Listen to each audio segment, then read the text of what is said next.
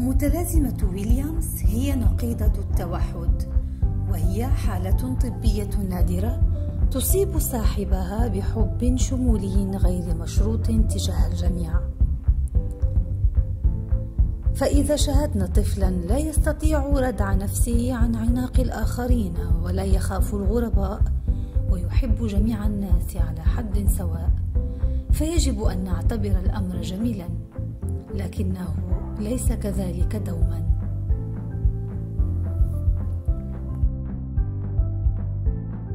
يواجه الأشخاص الذين يعانون من هذه الحالة الجينية النادرة متلازمة ويليامز، والتي تصيب شخصا واحدا تقريبا من كل 10,000 حول العالم، صعوبات وتحديات لا تقل حدة عن أولئك المصابين بالتوحد، تتوزع بين صعوبات التعلم وأزمة تكوين الصداقات، كما أنهم يعانون مبدئيا من تخمة في هرمون الحب أو الأوسيتوسين، بحيث يميل المصابون بها إلى الشعور بالمحبة والثقة حيال الجميع.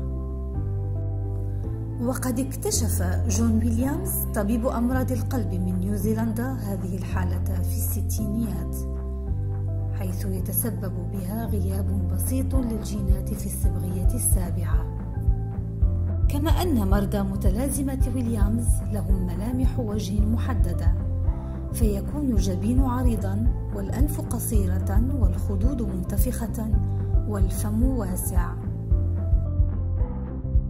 وتظهر بعض الأعراض الخطيرة على المصابين كاختلال وظائف القلب ومشكلات في الأمعاء ونمو العضلات وزيادة نسبة الكالسيوم في الدم وضعف النمو والتطور الحركي والفكري للطفل. ولكن برغم كل المساوئ يظهر المصابون بمتلازمة ويليامز أحد أفضل خصائص البشرية. دير كي درتي قبيله، شوف لا شوف فيها دير بحالي هاك.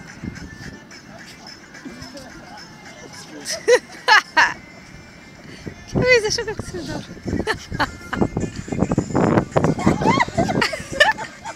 من 10 قول.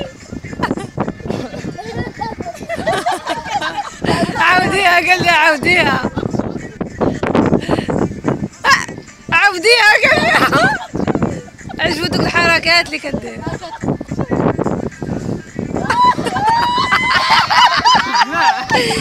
تكسى كسيتي، عيدت لي كسيتي. ها واش عندك؟ وانت بجوج سميتكم يوسف؟ شنو حنايا؟ حنا سميتكم شكون؟ فرقة اليوسفية. أهواك شنو غنيتي يوسف لينا قبيلة؟ تكلم يوسف شنو غنيتي لنا قبيلة في القهوة؟ أهواك وشنو آخر؟ لا الأخرى لا ماشي هذيك. وتمنى شكلها أفراح ودير عبد الحليم. غني صباح تيبغي عبد الحليم هو. وأنا في مساء وصباح ما لاقيش فرحان في الدنيا. شوف شكال ديش تعرف، شوفي الداودي هات. هو عاطي داير لي باغي داير لي خاطي شوفي.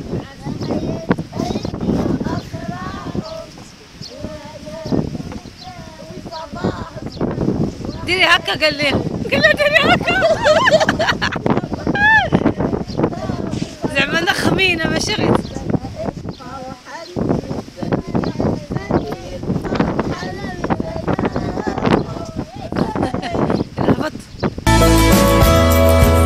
Considéré comme le contraire de l'autisme, le syndrome de Williams se traduit par une hypersociabilité caractéristique. Les personnes touchées par cette anomalie génétique ont tendance à être incroyablement affectueuses et confiantes. Et il n'est pas rare que les enfants se montrent extrêmement tactiles et expriment une grande tendresse à l'égard de personnes qu'il n'avait jamais rencontrées auparavant. Provoqué par une anomalie génétique extrêmement rare, le syndrome de Williams rend les individus qui en sont atteints incroyablement sociables et attachants. Mais cette maladie, qui touche environ une personne sur 10 000 dans le monde, induit également d'importants problèmes physiques et mentaux.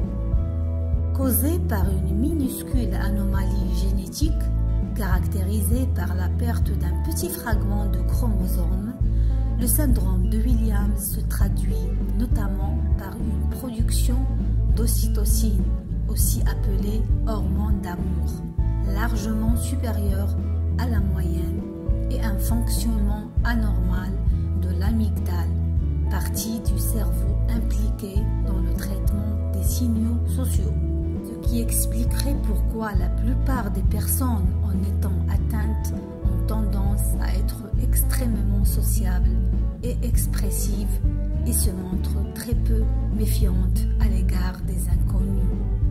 Il a également été démontré que les enfants touchés par ce syndrome présentaient souvent une forte attirance et des aptitudes pour la musique.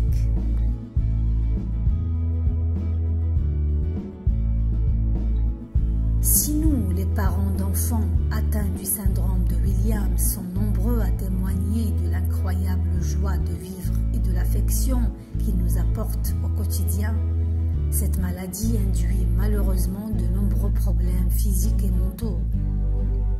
Malformations cardiovasculaires, hypersensibilité auditive, troubles et retards de développement et de grandes difficultés à développer des pensées, des problèmes ophtalmologiques et bucco-dentaires. Cette tendance à aller spontanément à la rencontre des autres sans aucun a priori, cette façon de ne voir que la bonté chez autrui est quelque chose de particulièrement inspirant.